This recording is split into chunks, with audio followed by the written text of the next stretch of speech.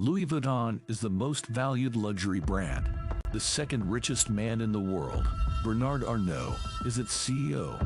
Today, the company is successful, yet its founder was homeless, uneducated, and slept in the wilderness. Louis Vuitton rose from poverty. However, a hostile takeover, numerous litigation, and other scandals would plague the corporation. Louis Vuitton's incredible rise from a small family firm to a global powerhouse is told here. Louis Vuitton was born in 1821 in the remote French village of Anqui, where he worked on his family farm. No electricity or water. Louis' father Xavier was a miller and farmer, while his mother Carini manufactured hats for additional money. Louis' education is undocumented. He worked full-time on the family farm without learning to read or write because the nearest school was 6 miles distant in a village. Louis would have worked from dusk to dawn to feed his family. The Vuittons were struggling financially, and little Louis was born into a position that should have destined him to a bleak destiny. Things worsened. Louis' mother died when he was 10, and his father promptly remarried. Louis regularly fought with his new stepmother, who was quite domineering. He fled home at 13 to travel to Paris. He left late at night without saying goodbye. One problem: Paris was 225 miles distant, and Louis had no money. He had to walk a paved roads. He slept in the woods. He did odd chores for food and currency in each new village. He slept in the woods or wherever he could.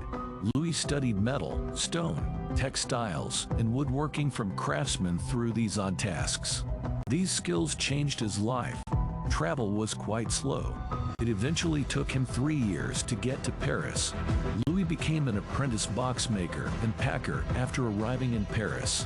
When clients traveled, box builders would pack and unpack custom-sized boxes. He met numerous upper-class travelers who wanted personalized bags through this job. Louis worked hard and learned the craft here for years. In 1851, the Empress of France purchased his superb craftsmanship. Louis went from a homeless adolescent with nothing to a royal career. That was huge. Louis Vuitton dreamed much bigger. After marrying at 33, Louis utilized his funds to build a Paris box-making workshop and sell his own creations. Louis detected a serious defect in the day's luggage. The leather boxes featured dome-shaped tops to shed rain. Packers had to carry boxes individually because they couldn't stack. Louis experimented with other fabrics and found that canvas was lighter, stronger, and water-resistant, allowing the trunks to have flat tops. This made it easier to stack and load numerous trunks at once and made them more compact. Louis invented modern luggage. Louis already had a professional profile and upper-class contacts. His new luggage line was an instant hit. He even built a Louis Vuitton catalog so customers could browse his wares and order them before they were delivered.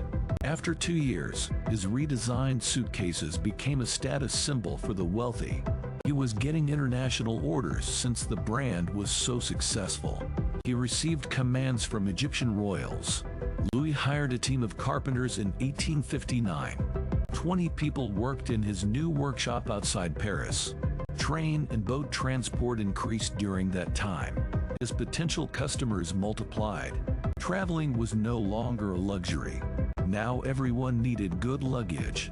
Louis appeared to have succeeded and would continue to prosper. That was wrong. Louis Vuitton faced another tragedy as France headed to war. The Franco-Prussian War began in 1870 when Louis was 49. Louis fled his home and lived in a confined shelter with thousands of others. He was in danger due to food shortages. Louis returned to his shop in 1871 to find everything devastated. Windows were destroyed, equipment was stolen, and he had lost all he fought so hard for. Instead of quitting, he used his funds to rebuild the business and pledged to make it better. War-displaced residents left many city shops unoccupied for rent.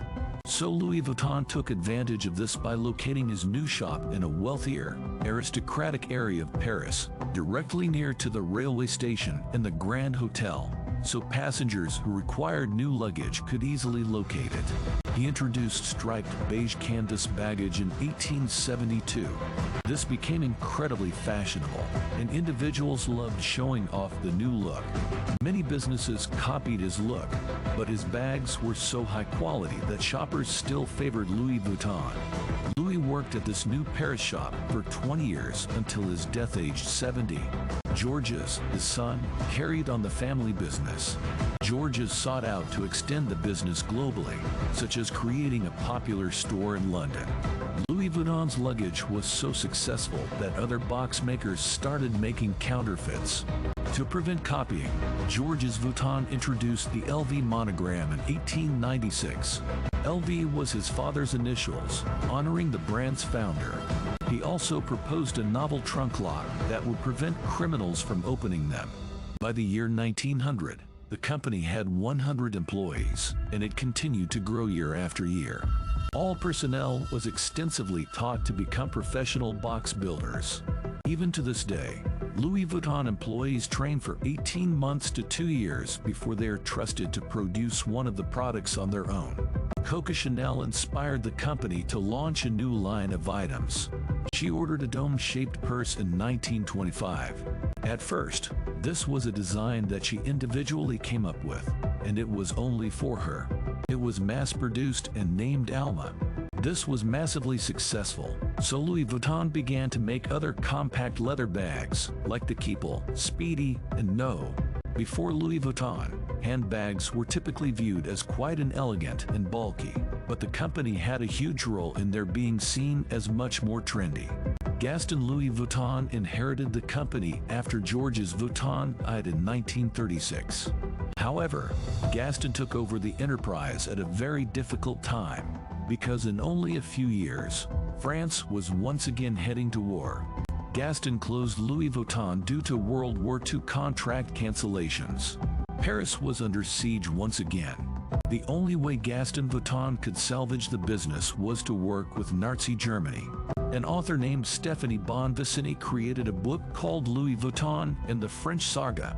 During her examination of the corporate archives, she inquired whether she might see the records from World War II. Almost immediately, the representatives from the corporation sought to avoid showing her the information. They claimed that all of the documents from 1930 to 1945 were destroyed in a fire. But after conducting a lot of digging into other historic documents, Stephanie learned that Louis Vuitton was able to open a magnificent ground floor shop front in the Hotel du Parc throughout the Nazi regime, as they collaborated with them.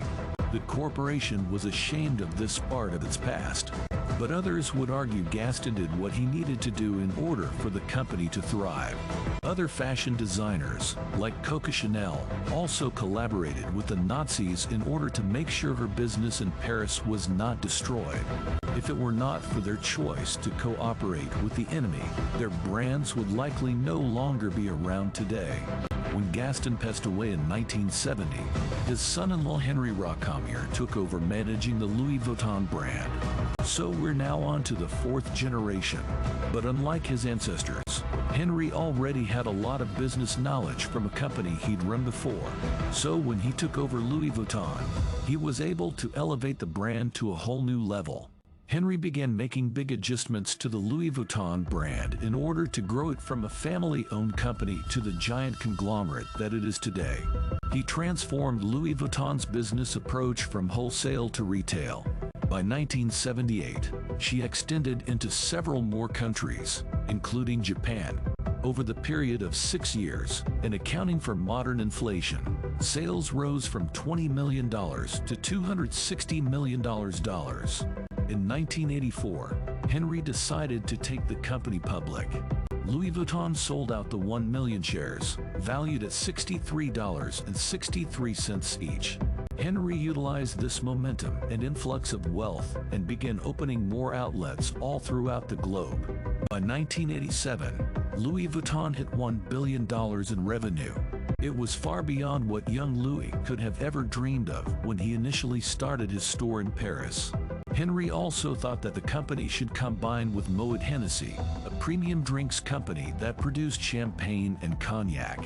and together, they founded a new luxury company called LVMH. By joining forces, they could share resources and grow faster. Sadly, after the merger, Henry did not end up working well with the president of Moet Hennessy. Henry called Bernard Arnault, a successful property developer, for help. Unfortunately, inviting him to invest would fail miserably. Bernard secretly bought 43% of the shares of Louis Vuitton and secured support from the Moet and Hennessy families to gain more power in LVMH. Henry felt he'd been betrayed by the guy he'd brought in to aid him, and so took Bernard to court, asking that he should no longer hold the majority ownership in Louis Vuitton. But the courts finally sided with Bernard. Henry was so enraged over getting backstabbed by his pal that he decided to leave working for Louis Vuitton totally.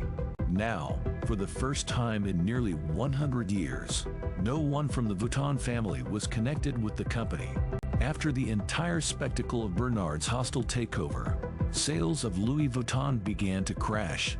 Journalists were no longer supporting the brand. For a while, it looked as though the company may fail. However, Louis Vuitton was able to make a comeback when it began to collaborate with several fashion designers during its 100th anniversary collection. Ultimately, Bernard's investment in Louis Vuitton paid off in a tremendous way. LVMH CEO. In 2021, Forbes officially labeled him the richest man in the world with a net worth of nearly $180 billion. Bernard Arnault chooses to keep out of the spotlight. LVMH has over 70 distinct brands it owns through all of the acquisitions and mergers. In the modern world, Louis Vuitton proceeded to grow its brand. They estimate that every year they lose hundreds of millions of dollars to copycat versions of their products. However, even after being in business for 168 years, they don't seem to be slowing down anytime soon. Louis Vuitton remains to be a brand that many people strive to wear, and it's a mainstay among the rich and famous. Currently, they are valued at $39 billion. With more than 400 stores, you can find a Louis Vuitton in nearly every major city across the globe.